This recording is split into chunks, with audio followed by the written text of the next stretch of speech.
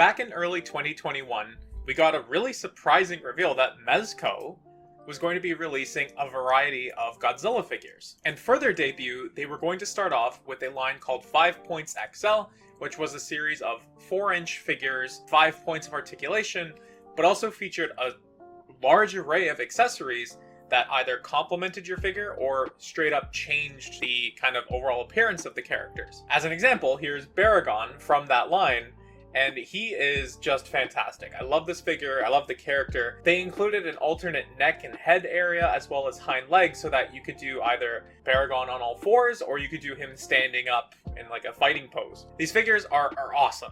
Right, their likeness is really close to that of things like X Plus or even Monster Arts for the size. They're small enough that you can really easily fit them onto your shelf or into your displays, and they're relatively affordable, shaking out to about $22 per figure on average. And while that price is a great price, I am concerned that that's a price that might actually be doing the line more harm than good. At $22 a figure, right away you can compare these figures to Super 7's reaction figures, which are slightly smaller, not quite as accurate because they're more stylized, and they don't come with any accessories. And actually, if you count the 2 Shobijin in Mezco's line as unique characters, Mezco's actually released more characters in their line than Super 7 has. But anyway, the fact that Mezco can offer these figures that are bigger, more accessories, more paint and detail, and only come in at about $2 more than Reaction, you kind of have to ask yourself how that is possible. Now, part of this, I feel, is that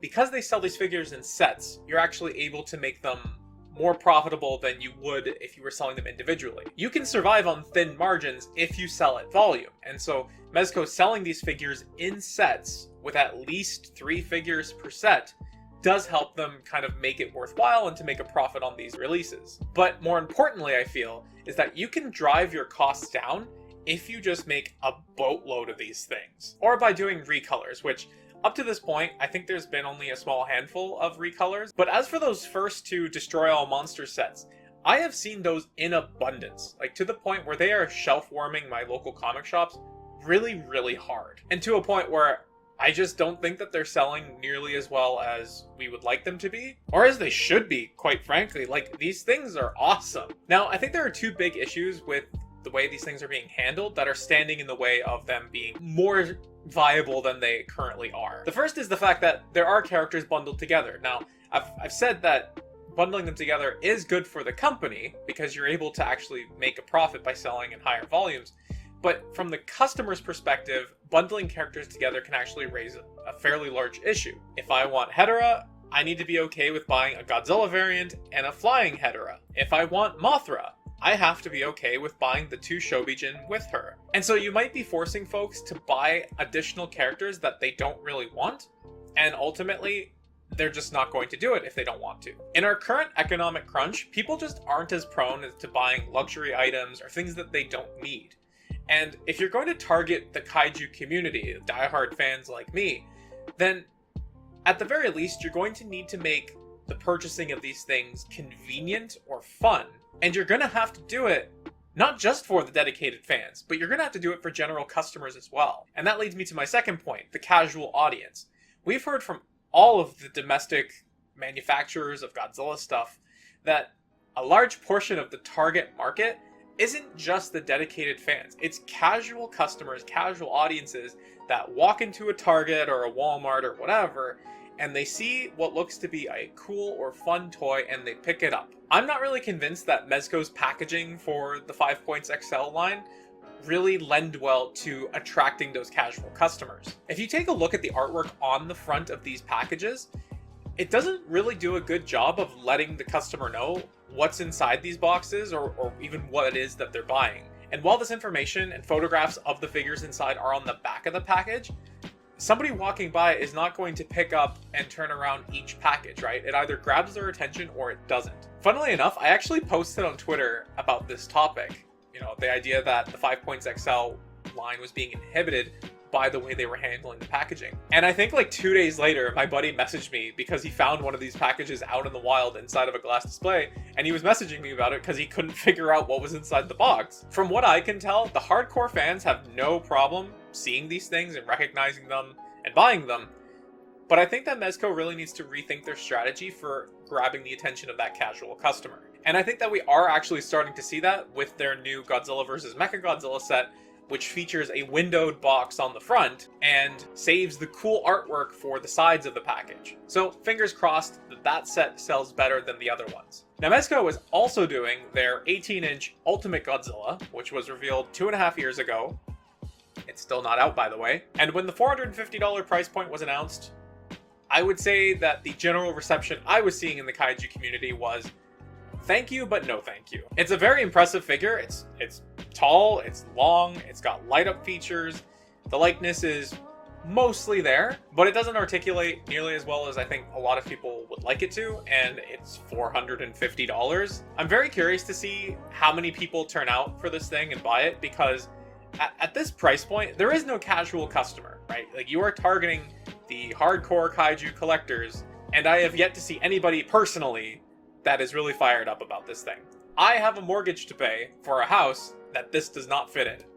Easy pass for me. I realize I keep clanging the desk because I'm holding this Baragon and I'm fiddling with it. So let's try to fix that for the rest of the video. And then we have a brand new line called the Kaiju Collective line, debuting with a Godzilla 54 release.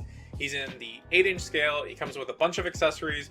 The likeness is pretty good, I would say. And it seems like he's supposed to have a decent range of articulation, similar to Mezco's 1/12 line of figures. The reception I've seen for this figure is that it looks good and the accessories are appreciated, but there's a decent amount of apprehension, I would say, around the use of a rubber suit on an action figure. The Godzilla 54 figure seems to feature a design where it's an articulated metal frame inside of a rubber seamless suit with like a liquid rubber poured in to kind of fill in those gaps. I've never dealt with a product like that, and just hearing about it in theory makes me really nervous that it could break in an irreparable way, or that it might just not move that well, or it might just not be that much fun to fiddle with. I hope that I'm wrong, and I hope that the folks that buy this thing really enjoy it, but between those concerns and the fact that Mezco is almost certainly not going to make other characters in this line, really just makes it an easy pass for me. And fun fact, they actually showed off a Heisei suit in this same Kaiju Collective line before the Godzilla 54 was solicited, so I would expect that if Godzilla 54 does well, the Heisei version is the next one down the pipeline. So I guess to summarize, I'm not too sure what the future holds in store for the Mezco line. They revealed their first products in Q2 of 2021, which means that they probably got their license figured out around the same time as Super 7, so late 2020 or very early 2021. And at most, their license would extend for 3 years, at which point it would be up for renewal, which is right now. We haven't seen another 5 points XL reveal since the Mechagodzilla set about a year ago. And the last reveal we got was that Kaiju Collective Godzilla 54, which at this point was 9 months ago. I've heard that Toho's licensing fees can be relatively high compared to other brands out there, and so I'm just wondering if Mezco has seen enough success with their plans to warrant signing on for another 3 years. And if they haven't, if this really is the end of it, then a bunch of their stuff is still out there for retail price because they made so much of it, and I think that you should get them while you can, because they're fantastic. They at least the 5 points XL stuff. The other stuff hasn't come out yet. Couldn't tell you.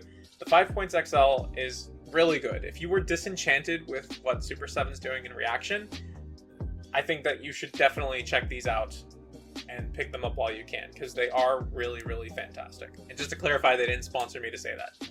Thank you so much for watching, and I'll talk to you again soon.